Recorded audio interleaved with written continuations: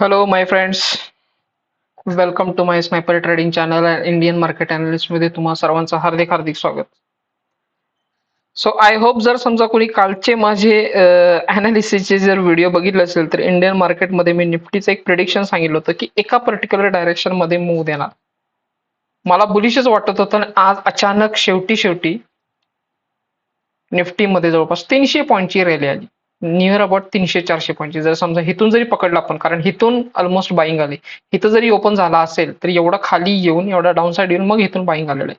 So almost more than 300 पॉईंटची rally आली. Okay, so basically जर समजा तुम्ही बघितला असेल व्हिडिओ तर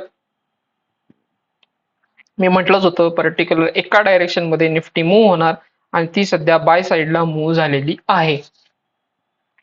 आता याच्यामध्ये काय रिझन असेल? So maybe ceasefire होणार होतं युएस आणि इराणमध्ये. मे बी ती एक न्यूज त्या मुवमेंटला आली होती 3-3:30च्या दरम्यान, म्हणजे त्याच्या आधी थोडीशी आली होती. आणि अचानक बाईंग, एवढं अचानक म्हणजे अचानक बाईंग आले. तुम्ही जर शेवटचे थोडे काही मिनिट्स जर बघितले असेल तर बघा, ह्या लेवल पासून म्हणजे 2 वाजल्यापासून ते लगेच 2:15 एकदम अचानकच मोमेंटम आली. म्हणजे ऑलमोस्ट अनप्रेडिक्टेबल मुवमेंट आली, एकदम फास्ट मोमेंटम आली. Okay, so this is how Indian market works. Right. Okay, so निफ्टीमध्ये पॉझिटिव्हनेस तर आहे. निफ्टीमध्ये पॉझिटिव्ह तर आहे. निफ्टी आता खाली पडण्याच्या कोणत्या पॉइंटला आहे का हे बघणं आता खूप इम्पॉर्टंट आहे. निफ्टी म्हणजे सांगितल्या पद्धतीने निफ्टीनं असं केलंय का, म्हणजे इथं बुलिश मोमेंटम दाखवले आणि उद्या इथून डायरेक्ट डाऊन साईड येईल, असं काही केलंय का? म्हणजे एक फेक बुलिश मोमेंटम आहे असं असं काही केलंय का? असं म्हणजे आपल्याला डिसाईड करायचं, बघायचं एक्झॅक्टली काय. सो उद्यासाठी निफ्टी काय करू शकतो? एक तर हा एक रेजिस्टन्स लेवल आहे. निफ्टी या रेजिस्टन्स लेवलला पुन्हा एकदा आलाय एक स्ट्रॉंग बुलिश कॅन्डल घेऊन. म्हणजे एकदा आला होता, परत खाली डाऊन आला, आता परत आलाय या मोमेंटला. म्हणजे बुलिश इंगल्फिंग खूप स्ट्रॉंग कॅन्डल आहे. निफ्टी मला तरी पर्सनली बुलिश दिसते. निफ्टी मला तरी पर्सनली बुलिश दिसते आता ह्या मोमेंटला.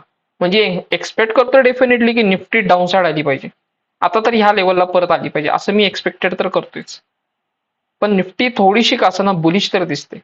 ह्या डिमांड झोनला जर तोडण्याचा जो सप्लाय होता तो कोणत्या लेवलला होता? ह्या लेवलला होता. हा एक ओरिजिन आहे. ऍग्री.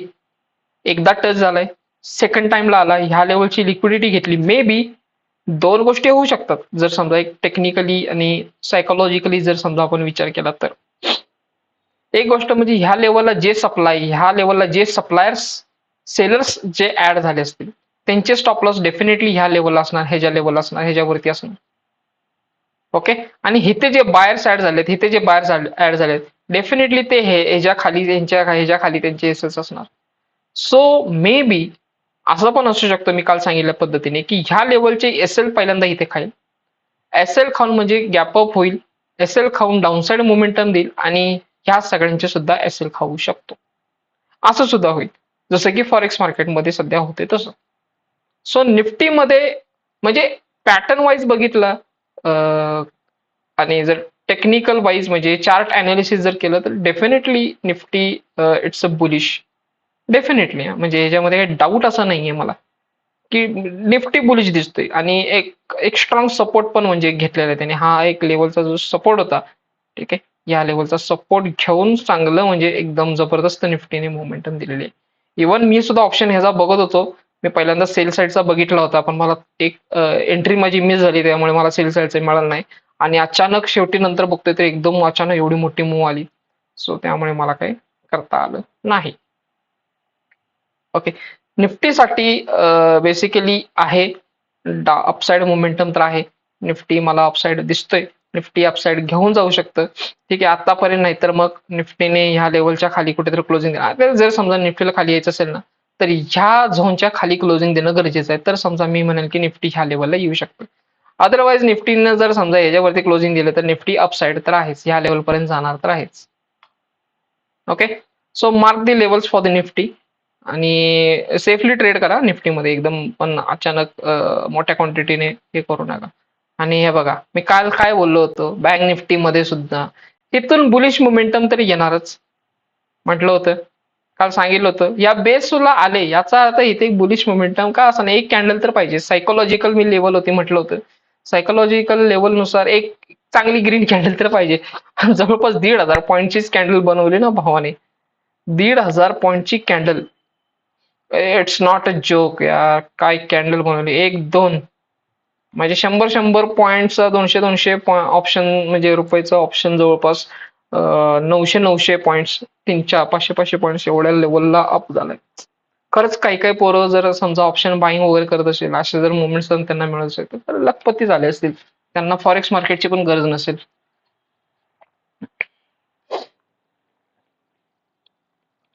ओके, मी काल म्हटलं होतं की बँक निफ्टी अप जाणार, आणि बँक निफ्टीने अप मूव जबरदस्त दिलेली, एकदम जबरदस्त, म्हणजे ऑलमोस्ट भारीच मोमेंटम दिलेले. कारण सेलिंग पण एकदम स्लो स्लो स्लो चालू आहे मित्रांनो, काही सुद्धा सेलिंग चालू नाही.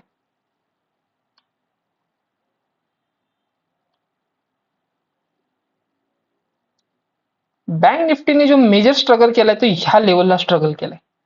म्हणजे ऑलमोस्ट ह्या लेवल पासून बँक निफ्टी डाऊनसाइड आली, तिथे सपोर्ट घेतला, बँक निफ्टी आता अप चालली. आता हे अपमूव कंटिन्यू राहते का हे बघणं इम्पॉर्टंट आहे.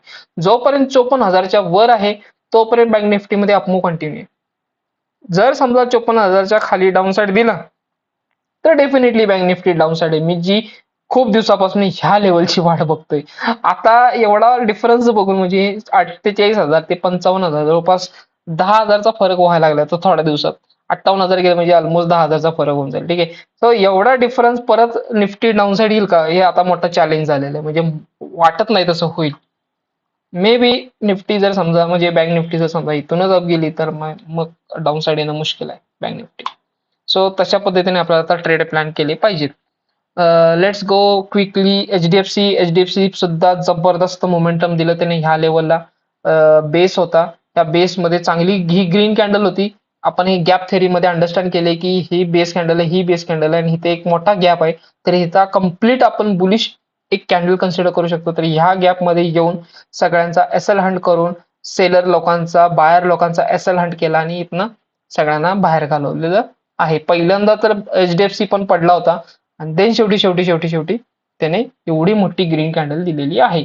आता एचडीएफसी मध्ये काय, म्हणजे खरंच डाऊट आहे. म्हणजे आता कसं ट्रेड करू आणि कसं कुठे इन्व्हेस्टमेंट करू मला ते समजून झालंय आता. ओके, वीकली थोडस म्हणजे हायर टाइम फ्रेमला बघूनच मला कदाचित ट्रेड प्लॅन करावा लागेल, किंवा इन्व्हेस्टमेंट प्लॅन करावी लागेल असं दिसतंय मला. इव्हन आता मला हे दिसतंय बघा, पहिली गोष्ट बघा आता इथं काय दिसतंय मला, drop base base rally. Agree, ही जी रॅली आहे त्याने प्रिव्हियस ही जी कॅन्डल आहे ह्याच्यावरतीच फक्त क्लोजिंग दिलेली आहे, अजून एकाही सप्लाय झोनच्या वरती क्लोजिंग दिलेली नाही. देन त्याच्यानंतर इथनं सेलिंग तर एकदम कमी आहे, एकदम सेलर्स कमी आहेत. देन त्यानंतर ही कॅन्डल, आता ही ग्रीन कॅन्डल जर समजा अजून वरती गेली तर मी म्हणू शकतो की एचडीएफसी मध्ये अजून बुलिश मोमेंटम कंटिन्यू. अदरवाईज इथून परत डाऊनसाइड, थोडस अपसाइड जाऊन परत डाऊनसाइड एचडीएफसी येऊ शकतो. दॅट इज पॉसिबिलिटी, येऊ शकतो, येऊ शकतो म्हटलं मी. आपण जर समजा अपमूव कंटिन्यू राहिली तर मग काय सांगता येत नाही. मग bank Nifty okay okay okay okay okay. So basically इथं पण एक झोन आहे सेलिंगचा. लेट सी, म्हणजे हा सेलिंग झोन कितपत वर्कआउट होईल ते बघणं गरजेचं आहे. आता जर समजा 4 आवरला जर काही सेलर्स आहेत का, सेलिंग झोन आहे का, 1 आवरला म्हणजे जिथून आपण सेल करू शकतो, येस हे ते तर आहे. या लेवल पासून थोडंफार का असणार तर सेलिंग येईलच. आणि तसं बघायला गेलं तर इथे लिक्विडिटी पण आहे. मे बी 2 चान्सेस आहेत की या लेवलची लिक्विडिटी खाऊन मग डाऊन साईड येऊ शकतो, असं पण होऊ शकतं.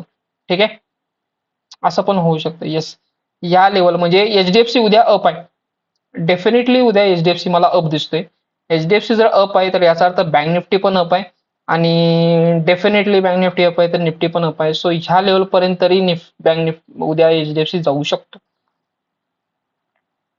क्विकली सी, आयसीआयसीआयने पण खूप रिव्हर्स मध्ये, म्हणजे जे सेलर्स नवीन उतरले ते सगळ्यांचा एसएल हंट केला बघा या लेवलला. बायर लोकांना तर आधीच घालवलेला आहे, सेलर लोकांना पण घालवला आता. आता मग एका पर्टिक्युलर डायरेक्शन मध्ये आयसीआयसीआय बँक सुद्धा जाणार आहे. देन ऍक्सिस आपण काय एवढं बघत नाही, बट चांगली मोमेंटम आली ऍक्सिस मध्ये सुद्धा. ह्या लेवलची म्हणजे ह्या लेवलचा डिमांड झोन कन्सिडर करून डेलीचा ऍक्सिस मध्ये चांगली मोमेंटम आली. Let's see the Reliance quickly. Reliance मध्ये डेफिनेटली येणारच होतं, कारण सप्लाय झोन आहे हा, या लेवलचा सप्लाय झोन आहे. आणि म्हणजे माझा एखादा जुना व्हिडिओ जर समजा तुम्ही कुणी बघितला असाल तर ही जी रिटेस्ट होणार होती, ही रिटेस्ट साठी मी हिथं वाट बघत होतो येण्यासाठी. म्हणजे इथं जर समजा आला असता तर इथं मी पी बाय करून ठेवणार होतो, पण इथं काय आला नाही. सो कुणी जर माझे ओल्ड व्हिडिओ कोणी बघितला असेल तर त्यांना माहिती असतील की या लेवलला मी सेलिंग प्लॅन केलं होतं. बट ठीक आहे, डेफिनेटली काही ह्या लेवल पर्यंत आता रिलायन्स मला येताना दिसतोय की इथे एक इव्हिनिंग स्टार केलाय, बट मला वाटत नाही ते, कारण ह्या इव्हिनिंग स्टारने ह्या कॅन्डलच्या खाली क्लोजिंग देणं इम्पॉर्टंट होतं, तसं काही दिलं नाही Delilah. So may be Reliance परत अप जाईल, म्हणजे निफ्टी मला अपच दिसते, निफ्टी अपच जाणार असं दिसतंय मला. Okay. Then SBI life insurance थोडंसं बघूया. SBI life insurance up move जबरदस्त, म्हणजे हे कन्सल्टेशन इतकं झालं की अप मूव्ह गेला डायरेक्ट. बाय करू शकलो असतो, बट इट्स ओके, बाय ह्या लेवललाच करायला पाहिलं होतं खरं म्हणलं तर. ही ते जी हॅमर झाली ना त्याच्यात, म्हणजे इथंच बाय करायला पाहिलं, ते चुकलं. सध्या हुंडाईमध्ये मी एक ट्रेड घेतलाय अचानक. माझा ट्रेड तुम्हाला दिसत असेल की हुंडाईमध्ये जे मला प्राइस ऍक्शन दिसते. सो बेसिकली मी ह्या लेवलसाठी वाट बघतोय, पण हे जे प्राइस ऍक्शन स्ट्रक्चर दिसते मला इथे, म्हणजे buyer seller buyer seller buyer seller, इथे एक हॅमर झाली. ही हॅमर तर मला स्ट्रॉंग दिसते. देन त्यानंतर ही कॅन्डल खरंच खूप म्हणजे जबरदस्त झाली होती, आणि ऑलमोस्ट शेवटच्या 5 मिनिटात काहीतरी परत डाऊन साईड आली. ठीक आहे.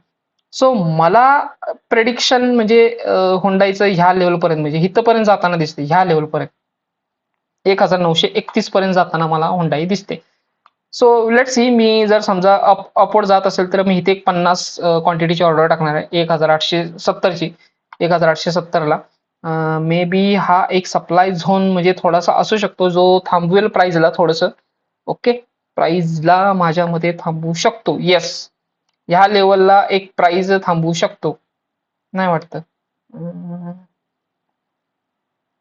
सॉरी, मी इथे बघत होतो ना,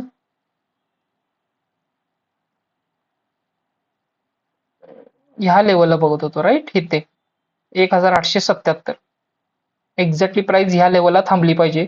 1877ला काय थांबणार आहे का बघूया आपण जरासं. 1877ला इथे काय थांबेल प्राइस, पण इतकी पण काय स्ट्रॉंग थांबणार नाही, म्हणजे जाऊन थोडंसं परत डाऊन साईड येऊ शकतं. ओके. आणि आता काय झालंय बघा, असेंडिंग ट्रायंगल नावाचा प्रकार क्रिएट झालेला आहे, म्हणजे सेलर जेवढे जेवढे एंटर होते त्यांना दाबण्याचा प्रयत्न केला जातोय, आणि ग्रीन कॅन्डल मला जास्त दिसतं त्याच्यामध्ये. चांगल्या चांगल्या मोठ्या मोठ्या ग्रीन कॅन्डल दिसतात. इवन इवन ही हॅमर जर समजा झाली असेल एका तासाला शेवटच्या, तरी सुद्धा मला हे बुलिश मोमेंटम दिसते. सो मी थोडंसं वेट करणार आहे, आणि बघू काय होते. लेट सी की मी ह्या लेवलला अजून 50 क्वांटिटी ऍड करेन, सो ऍव्हरेज आउट इथे कुठेतरी होऊन जाईल. आणि लेट सी, मला इथपर्यंत टार्गेट सध्या मोमेंटम तरी घ्यायचंय, आणि ह्या लेवल पासून परत जेव्हा हुंदाई मोटर डाऊन साईड येईल, सो डेफिनेटली मी ह्या लेवलला प्लॅन करतोय बाय करण्यासाठी. ओके, ह्या लेवलला मी डेफिनेटली परत बाय करणार, आणि चांगल्या क्वांटिटीने बाय करणार.